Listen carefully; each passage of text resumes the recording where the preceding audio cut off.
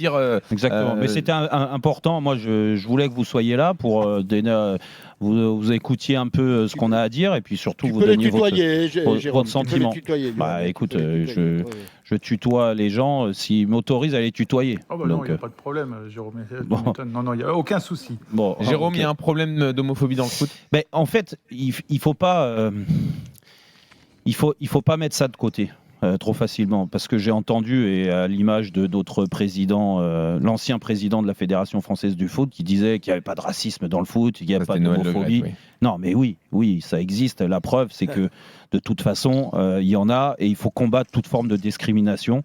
Et là, je rejoins le Paris Saint-Germain qui a donc tweeté aujourd'hui ou fait un communiqué en disant qu'il condamnait. Bien sûr qu'il faut condamner toute forme de discrimination et que moi, je ne peux pas me mettre à la place de certains qui se sentent heurtés. Dès que tu te sens heurté, automatiquement, c'est qu'il y a une faute et il faut la rectifier. Ça, c'est une certitude. Et que si ces chants, aujourd'hui, posent problème, il faut essayer de les éradiquer. Mais c'est très compliqué. De toute façon, il ne faut pas se voiler la face. C'est très compliqué dans le football parce que, contrairement à ce que dit Madame la ministre, Oudéa Castéra, c'est de décennie en décennie dans le football. Donc, tu ne peux pas éradiquer des chants comme ça du jour au lendemain. Et il faut que des choses soient mises en place pour les mettre de côté, les bannir, l'expliquer aux personnes concernées.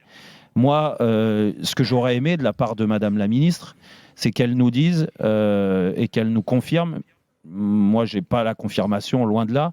J'espère que par rapport à son discours, et le discours d'il y a maintenant à peu près 4 ans de l'ancienne ministre, Rossana Maracineanu, qui avait déploré aussi, comme par hasard, toujours sur le même match, parce que ça aussi, on reviendra dessus sur l'événement du Paris Saint-Germain-Marseille, mais il n'y a pas que sur le Paris Saint-Germain-Marseille que tu peux entendre ce genre de chants qui peuvent heurter beaucoup de personnes. Est-ce que Madame Oudéa Castéra, contrairement à Madame Maracineanu, a rencontré les groupes de supporters, a essayé de sensibiliser, a essayé de mettre un dialogue en place? Parce que moi, je veux bien qu'on me parle de répression, je veux bien qu'on me parle de sanctions, je veux bien qu'on me parle de tout ce qu'on veut.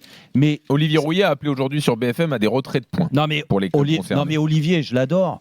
Mais son tweet, il ressemble à rien. Tu vas pénaliser des joueurs, tu vas pénaliser un club, parce que. Mais là, c'est porte ouverte à tout. C'est surtout ce qu'il ne faut pas faire. Est-ce qu'il y a des joueurs qui ont entonné ce chant?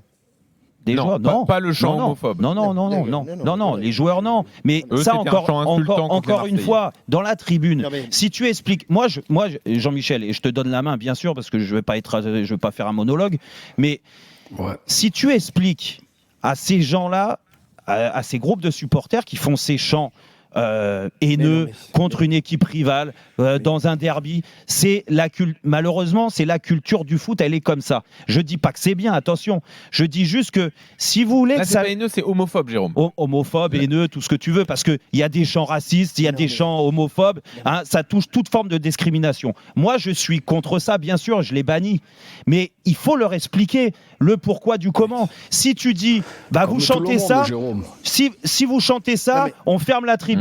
Si vous chantez ça, on vous interdit de stade. Si vous chantez ça, il y a des points en moins. Mais ça servira à rien parce que tu vas voir la sanction. Et c'est déjà arrivé. Parce que quand je vous dis qu'il y a 4 ans, Madame Maracineanu, elle s'est offusquée sur un PSG Marseille, moins sur un Marseille PSG, comme par hasard.